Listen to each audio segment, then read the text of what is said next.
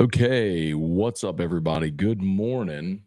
Actually, let me make sure I got my earbud. Wouldn't want to be muted and not know it. What's up, everybody? Good morning. Welcome to a home edition of Morning Scone presented by Brock, the Baton Rouge Orthopedic Clinic. Of course, Parish Construction and Roofing. You need an orthopedist? You go to Brock. You need a roof? You call Parish. It's that easy. And of course, Restored Motions and restoredmotions.com. Big shout out to Crystal Poche as always. All right, y'all, a couple things on the docket. I'm sure we'll have a lot of baseball questions today, so fire away. You know the drill. Tano Passanio, Saints defensive end. Dennis Allen said Tuesday was the fourth day of OTAs. And for those who don't know, OTAs are organized team activities. They're voluntary workouts in the NFL, but most everyone attends, and it's an opportunity to do on-field work. No pads or anything, but especially when you have a new offensive coordinator and new players, it's a good opportunity to get on the field. Well, Dennis Allen said that Tano Passanio has torn Achilles. Passanio spent the last 3 years in New Orleans, played 8 games in 2021, battled an ankle injury. But then 2022 played in 15, and then last year played in all 17 games. So he's continued to see his workload and his productivity increase. So when you look at the defensive end spot, you got Carl Granderson, Cam Jordan. You added Chase Young this offseason, so that's your 3-man rotation. And Tano's been a guy that you would assume would have made this team. Now with the injury, you look around and you go, okay, well, Peyton Turner, Isaiah Foskey, a couple of guys you invested some high draft picks in. Let's see what you got. You got some undrafted free agents like Trajan Jeffcoat, played at Missouri and Arkansas during his college career. Really talented player. Interviewed him on AFR a few weeks back. But, that the defensive end position becomes certainly more interesting now with Tano Passanio's torn Achilles. The other bit of news is on the LSU side. LSU did add a transfer punter, Blake Oceandorf, is how you say it. I was saying Oxendorf yesterday on AFR, but Oceandorf is how you say it. From Louisiana Tech, started his career at Minnesota State.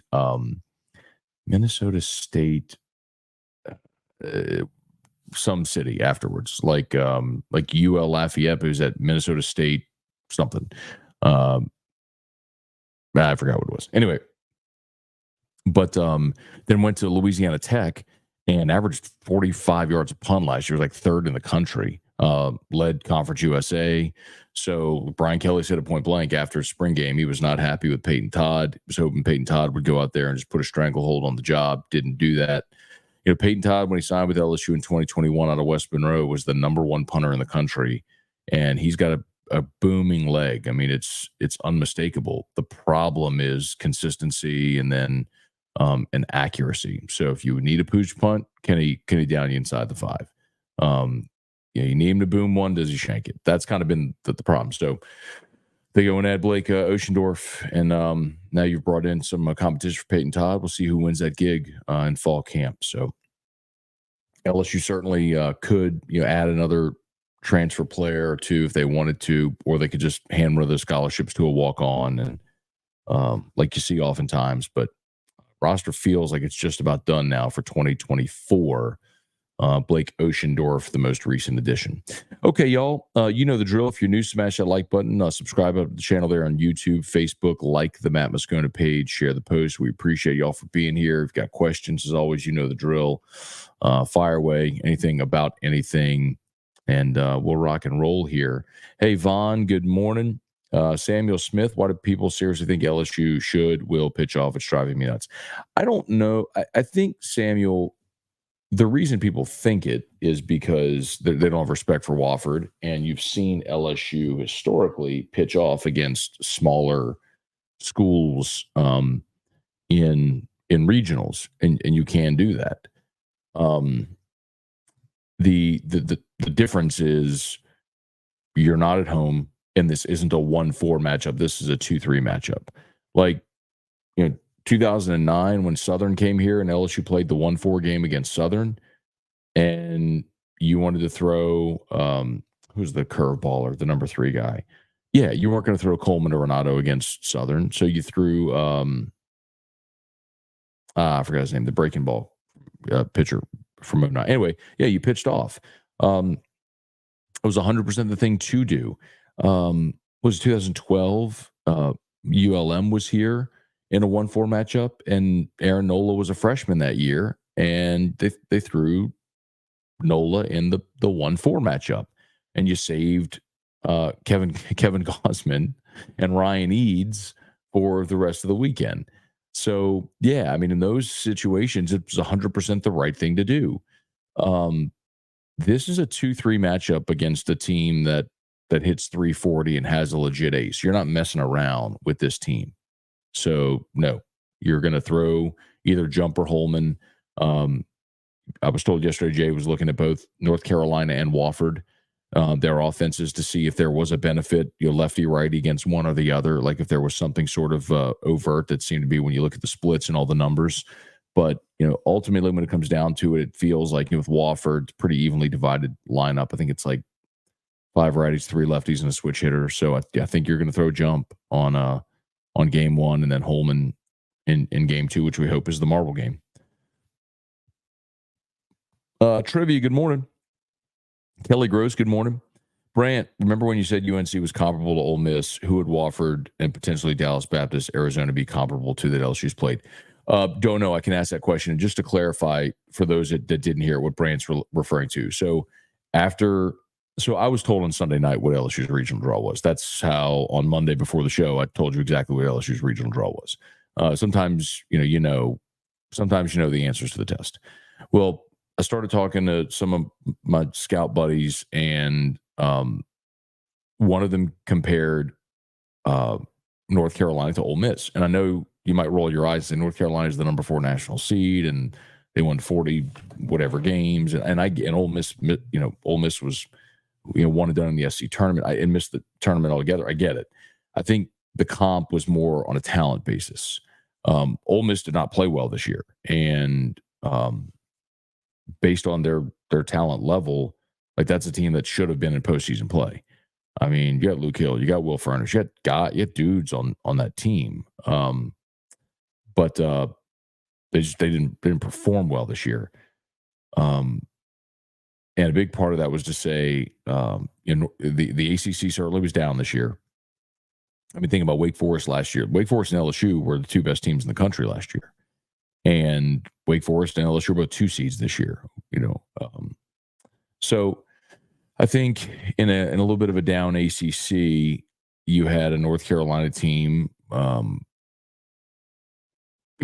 play well and win the league. I just don't think that this is the North Carolina team that maybe we became accustomed to seeing when they were making the runs to Omaha, the team that eliminated LSU back in 2013 up at the CWS. It's a different. I'm not saying they're not good. Clearly they are. I mean, they won a bunch of games. They got good players, and they're a national seed and all that stuff. But like they don't have an ace that's any better than anything you've seen on a Friday night in the SEC throughout this year. I mean, they're they have like a 2-headed monster in their pitching staff. They're 1-2 guys. One's a freshman and one's a true freshman. One's a transfer from Elon. So neither of them have been in regional play before. This is going to be a new thing for them. So, and a lot of these LSU guys were on the team that won the national championship last year. So, I think it's just to add some context to that comparison. Barry, good morning. What's up, Scone? Love the show. Watch every day. Appreciate you, Barry. Thanks for being there, man. Matthew Booth, Irfan Sayad, Gamorgan. Jason Horn, what's going on? Abner Neal, good morning. Spurge, Jesse, Michael, good to see everybody here today. Please smash that like button if you would. Dale, think the GMEX whales will let the price go above the previous high before unloading. Yeah, I don't think you're going to Dale, if you're asking a question about whales unloading, I think you're probably asking the wrong question. You're still looking at a long-term play, man. Of get the Game Changers platform launched, start onboarding people onto the platform, execute the long-term strategy. That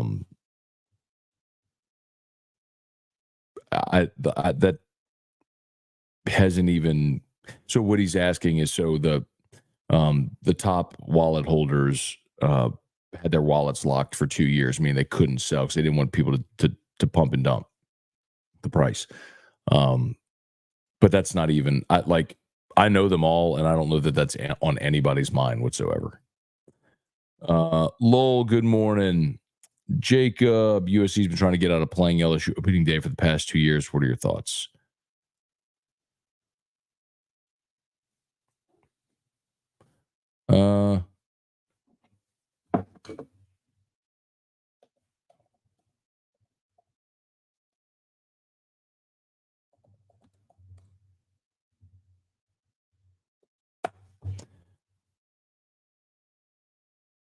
Let's see. I didn't see the stories. This was last night. All right.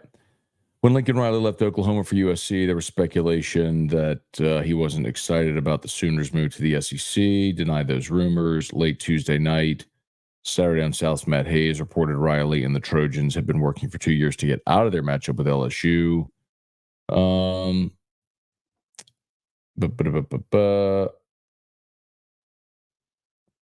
How committed was Riley to getting out of the game? High-profile sports agent Trace Armstrong represents Riley and Brian Kelly. Source told SDS Riley asked Armstrong for help in changing Kelly's mind. Well, I would like to know who the source is. It's a little hard to put a lot of stock. Like Matt Hayes is a good reporter. I'm not downplaying Matt Hayes. It's a little hard to believe without much context around that. I don't fault Lincoln Riley for knowing, hey, you're moving into the Big Ten and your schedule is going to get tougher already and you're going to open against LSU. I get it. I mean, I get why you'd say, let me find a way to not have an absolute murderer's row of a schedule. I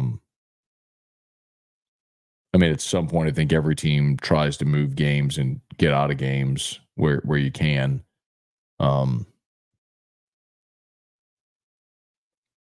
Anyway. Oh, well. Lowell, I'll be interested, Jacob, to see what Lincoln Riley says he'll be asked about it and what Brian Kelly may say when asked about it. And we'll probably get more of a candid answer from Kelly, but I mean, single anonymous source saying that Riley was trying to go through his agent who he shares with Brian Kelly to maybe there's truth to it. And I don't blame him. Schedules get moved all the time.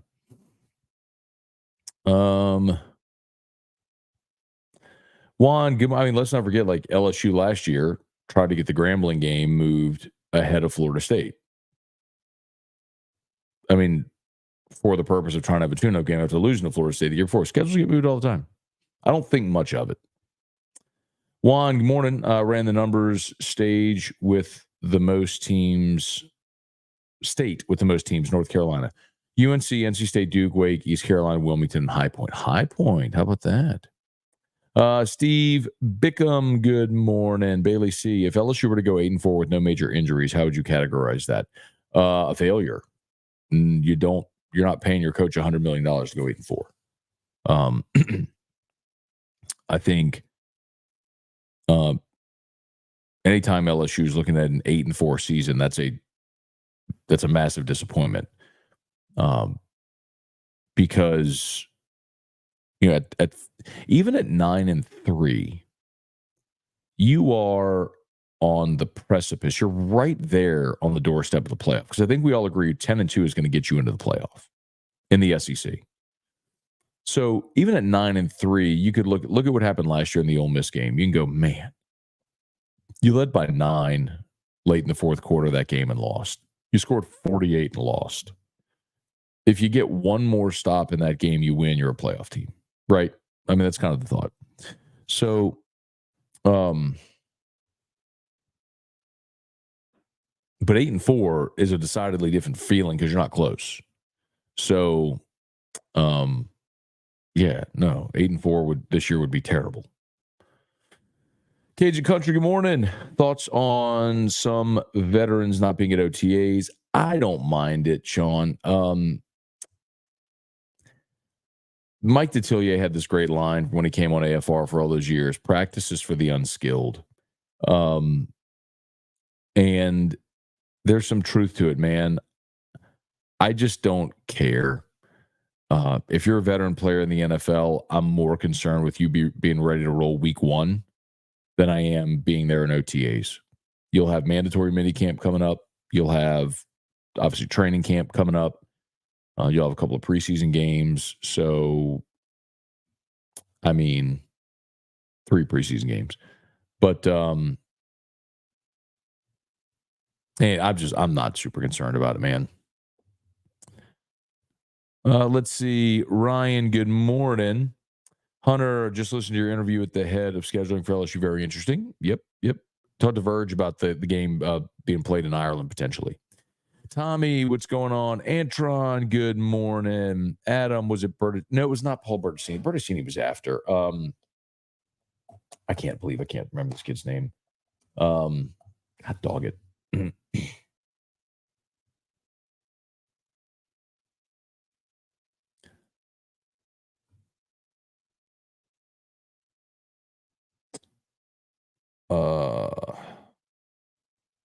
Austin Ross. I knew it hit me. Austin Ross was the pitcher. So Austin Ross started the game, the regional, the 1-4 game against Southern. If you're just joining us wondering, would someone ask a question about pitching off? And I was like, listen, I understand in past years pitching off when you're at home and you're in a 1-4 matchup against a super overmatched team. There's no sense in throwing your best, which is why Jay throwing Paul Skeens last year against Tulane. And don't let the fact that Tulane at one point in their baseball history was good cloud your memory. Tulane was sub 500 last year. It was a bad baseball team. And I mean, that was like going quail hunting with a 12 gauge. I mean, you just like a BB gun would have done fine. You know what I mean? Like you could have gotten the job done.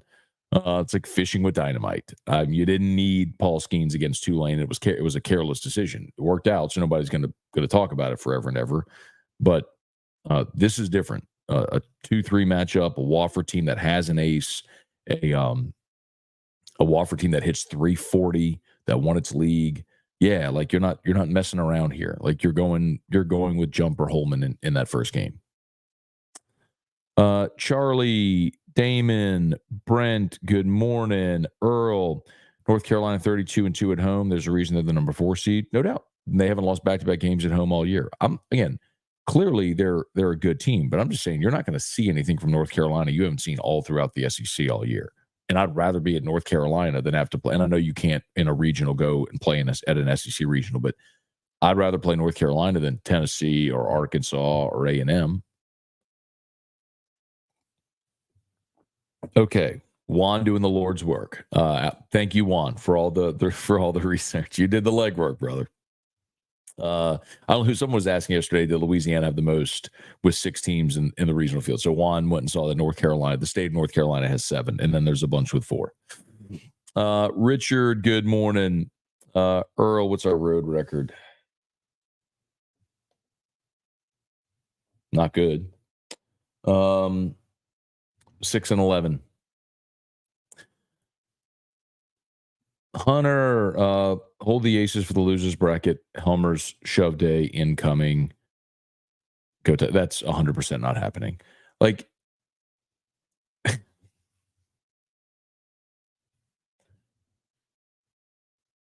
and I don't want to look. Will Helmer's has played a long time at LSU. If you remember, started opening day of Maneri's last year at third base.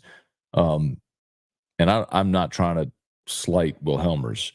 The veteran guy has been on the mound in a lot of situations and loves LSU. But the only way Will Helmer's pitches in this regional is an up 10, down 10 situation. I mean, you've got your guys you count on at this point. And you need to get through this regional with those guys. Now, if you fall into the loser's bracket and you have to win an elimination game, then come back and win 2 more games, you're going to be deep into your staff, and you may need every single arm down there. And that's a terrible situation to be in, and you're not going to win the regional if that happens. But your only way to win this regional, realistically, is you have to win your first 2 games. And jump Holman jump, whichever way they do it, 1-2, is what it's going to take. And that's what they're going to do. It's what they should do. Rooney, good morning. That's my guy Rooney with Sunshine, your hometown John Deere dealer in Louisiana. Jeff, good morning. James, Jay, David, good morning. Hopefully by pitch and jump, LSU can build a decent enough lead to save Nate and Harry. I would say that that's the ideal situation, David. That if let's say you throw jump, and again, I'm going to be very clear. I think it's going to be jump. It's going to be jump or Holman. What I was told yesterday is Jay was going through the lineups for North Carolina and Watford to see if there was a significant advantage either way, going with a lefty or a righty. Of course, Holman's a righty, Jump's a lefty. So like if one of the lineups had like 7 lefties in it, then you'd throw jump against that lineup. Whatever. So, but they'll make that determination. But yes, ideal situation is that you have like what happened against Missouri. When LSU went up to Columbia and on that Friday night, Jump went 7 innings of shutout baseball and you run ruled them and you saved the entire bullpen for the rest of the weekend. Now, you can't have a run rule in a regional. I understand that. But if Jump goes out there and gives you 7 and you're winning 9-1, then maybe you go get Helmers and say, go get me 6 outs. And then you save Ackenhausen and Herring for what's next. And then ideally, Holman goes out there and gives you 6 2/3, and then Herring finishes game 2 and you win it. And then you could start Ackenhausen and then go Ackenhausen, Ulloa, that whole Dutton, all the Guidry, all the guys behind him there. I mean, that's a best case scenario for this weekend.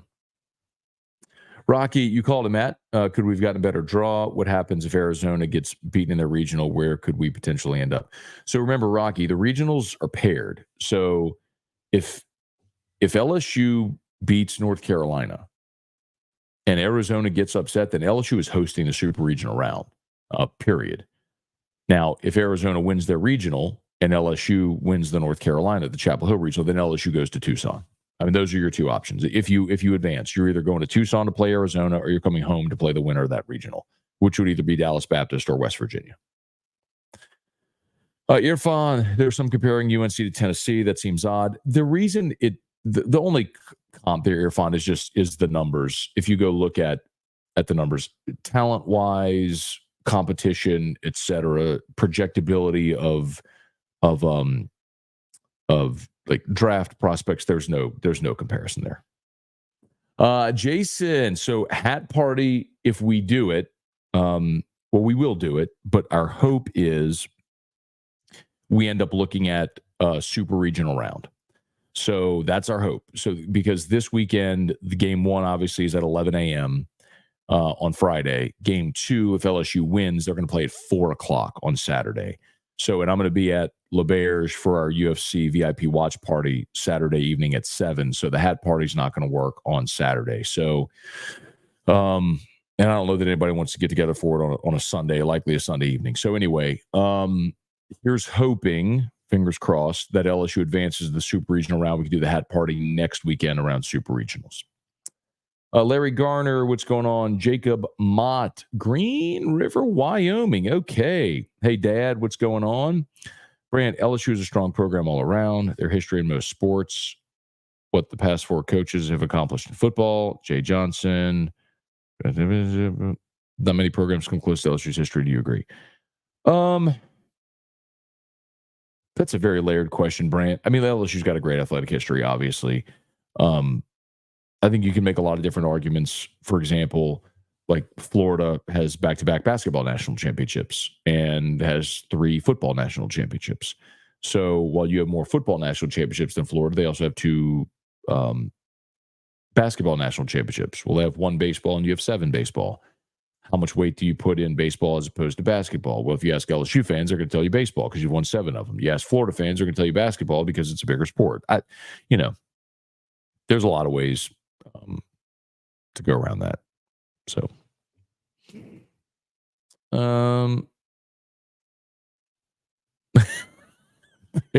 why would anyone want to avoid LSU at the beginning of the year? That's a guaranteed dub. It wasn't always though, Bailey. I mean, LSU didn't lose an opener from they lost to Virginia Tech in 2002, if you remember, and they didn't lose an opener again until 2016. That game against Wisconsin up in Lambeau.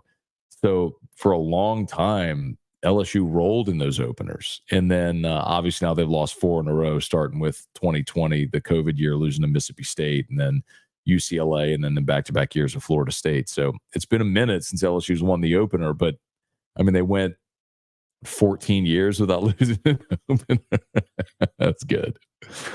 Tiger Diver, what's going on? Jacob, do you see a 12-0 season? I'm thinking 10. I do not see 12-0. No. LSU, we've seen nothing from LSU defensively to make you believe they're going to be championship caliber. And you still have a giant question mark on the offense, having lost Jade. Okay, baby. Bye. Have a good day. Haven't lost Jaden, Denbrock, Malik, BT. I think the offense is going to be good. I do. I think they're going to be very good. But everybody at some point through the season plays your worst day. You just hope you don't play your worst game on a day when you're playing a good team or a team that's on their best day. So, no, I do not think LSU goes 12-0. I'm hoping for a 10-2 season, and that gets you in the playoff. And hopefully, favorable draw, and you get hot and playing your best at the end and go make a run. Timothy, good morning. Wayne, what's up? Wacky Chris, good morning. Thoughts on the report? Okay, talked about that a little bit. Brant, what's Nuss's ceiling? Can he run like Burrow? So candidly, no, he can't run like Burrow.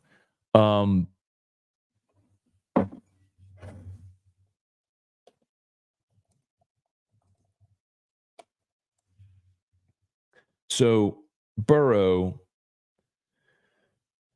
and remember, college stats, sacks count against your rushing stats for quarterbacks, which is stupid, but it's true. So Burrow in 2018 had 128 rushing attempts for 399. He averaged 3.1 yards per carry. Now, remember that sacks count against that as well, and I don't have the sack numbers here. And then in 2019, he ran 115 times for 368, averaged 3.2 yards carry. Again, sacks.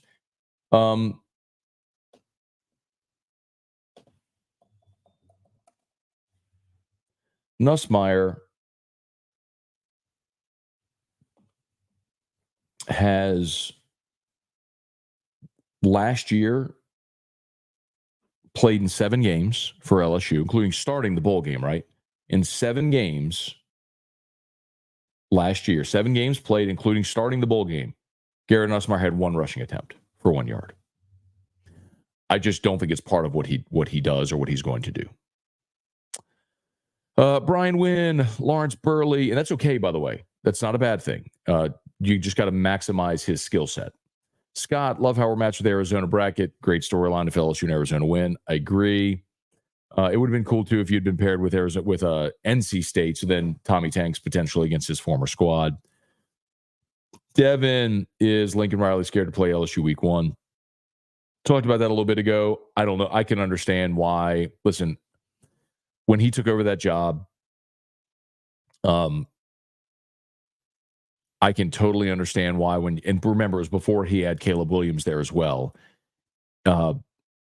If you feel like you are taking over a bit of a rebuild, I can understand trying to pad easier games. Like, let's not forget that LSU in the 90s had an annual series with Texas A&M, and LSU begged out of that series because the program wasn't good and A&M was, and you were losing every year. And so LSU got out of that series. It's not atypical. Like, I get it. You're taking over a new situation, and especially now knowing that they're going into the Big Ten. Like, it's gonna be tough, man. It's gonna be a tough transitional year for USC. If you could not play LSU or push that game back, I get it. But similarly, if I'm looking at LSU, I'm going, you've lost your last 4 openers. Like, you better show up ready to play and go win that game. Leon, Alex, good morning. Dale, I'm down on LSU -6 versus USC. What does that mean, Dale? You're down on, like, you like LSU, or you're down on LSU? Ray, Good morning from All City. All right, Club Ruckus. Good to see you. Zachary Snyder, see Bryce Underwood on Crane and Company. I did not. LSU chain it all, 1,000% committed. That's really cool. I need to go check it out. I did not see it. That's cool. So I guess those guys, so they're in Nashville. So Crane and Company, they're in Nashville. And so the On3 Elite events going on in Nashville. That's where Shea was yesterday when he was on AFR. So I guess it makes, I don't know if they did their show over there, if they got Bryce to go visit with them. That's really cool. All right, a few more. My friend Michael, can't wait for postseason baseball. Luis, what's good? Dylan Smith, good morning. Dale, it means, wager has been placed. Gotcha, Dale. Yeah, I mean, look, the thing is, Dale, so y'all know I don't bet on LSU games. I don't bet on LSU games because I don't trust myself to be 100% completely objective, even when I think I am or I'm trying to be. LSU's got to figure out a way to win an opener, bro. Before I'm going to say I'm going to go lay 6 points, like I'm going to lay a touchdown. And I get it, man. USC's losing Caleb Williams, new defensive coordinator, all that stuff. But so are you. Like, you're losing Jaden Daniels, new defense. I mean, these two teams are so paralleled. It's really interesting. So, I mean, I like LSU in the game. But then again, I liked LSU the last 2 years against Florida State and against UCLA and against Mississippi State. They lost them all. So, who knows? Okay, y'all. Shout out to Brock and Parrish. A knee orthopedist. Brock is the best. Locations all over the greater Baton Rouge area. brortho.com for more info. brortho.com. And, of course, Parrish Construction Roofing. We had awful weather across South Louisiana yesterday, including in the Baton Rouge area. I tell you every day, when it rains, our phones ring. Some people generally find out that they got issues with their roof. So if you have issues with your roof, we'd love to help you out with a free, no-obligation roofing inspection. Parrishbuilt.com, parrishbuilt.com for Parrish Construction and Roofing. Okay, y'all. LSU Daily's live. I got you a baseball episode last night, and I have our football episode today, which includes our interview with Shea Dixon, if you missed it, from up in Nashville at the On3 Elite event. So check that out. Okay, y'all have an awesome day. We'll see you for AFR 3. Peace. I'm out.